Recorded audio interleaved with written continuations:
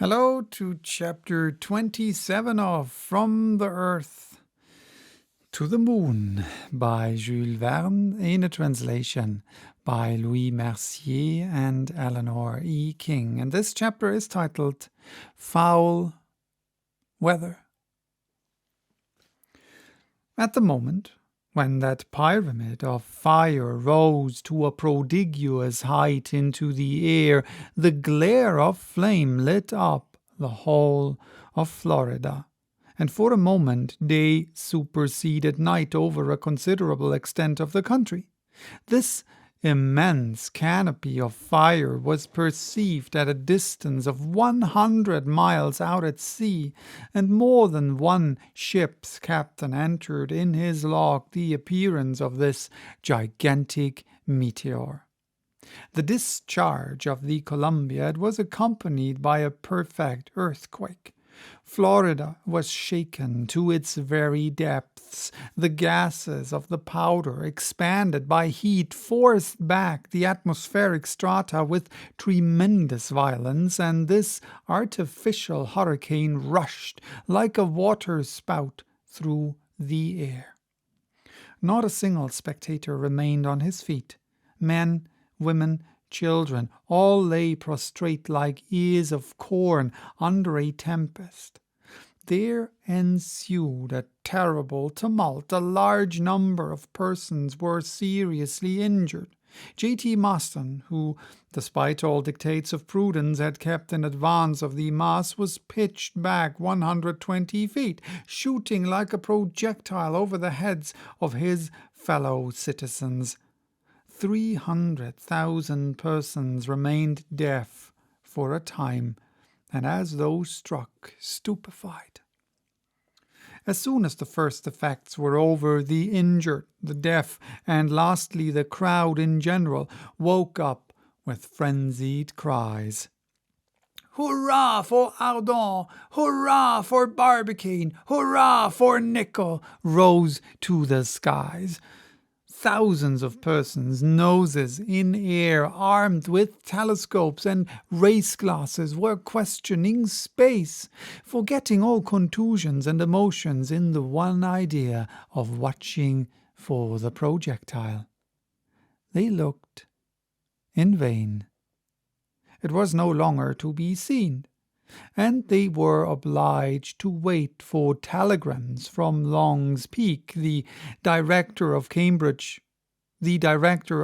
Cambridge Observatory was at his post on the Rocky Mountains, and to him, as a skillful and persevering astronomer, all observations had been confided. But an unforeseen phenomenon came in to subject the public impatience to a severe trial. The weather, hitherto so fine, suddenly changed. The sky became heavy with clouds. It could not have been otherwise after the terrible derangement of the atmospheric strata and the dispersion of the enormous quantity of vapor arising from the combustion of 200,000 pounds of pyroxyle.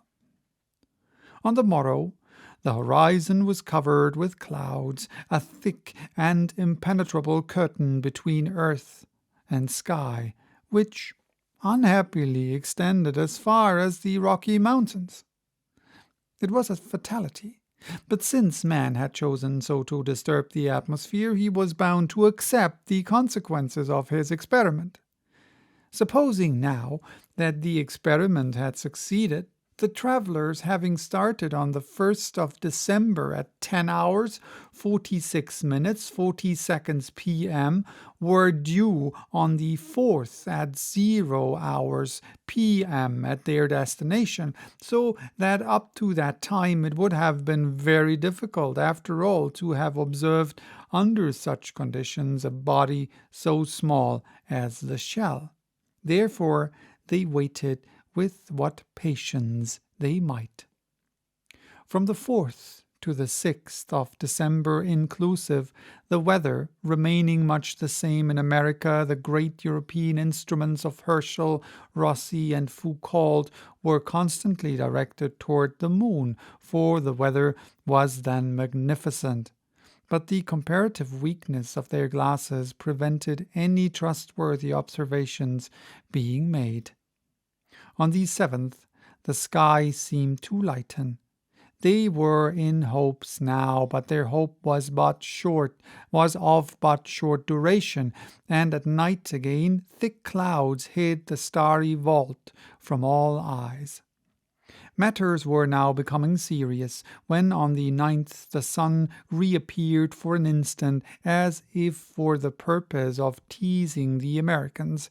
It was received with hisses, and, wounded no doubt by such a reception, showed itself very sparing of its rays.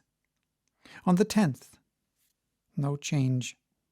J.T. Maston went nearly mad, and great fears were entertained regarding the brain of this worthy individual, which had hitherto been so well preserved within his gutta percha cranium. But on the 11th, one of those inexplicable tempests peculiar to those intertropical regions was let loose in the atmosphere. A terrific east wind swept away the groups of clouds which had been so long gathering, and at night the semi-disk of the orb of night rode majestically amid the soft constellations of the sky. So that was chapter 27. Bye-bye. Till next time.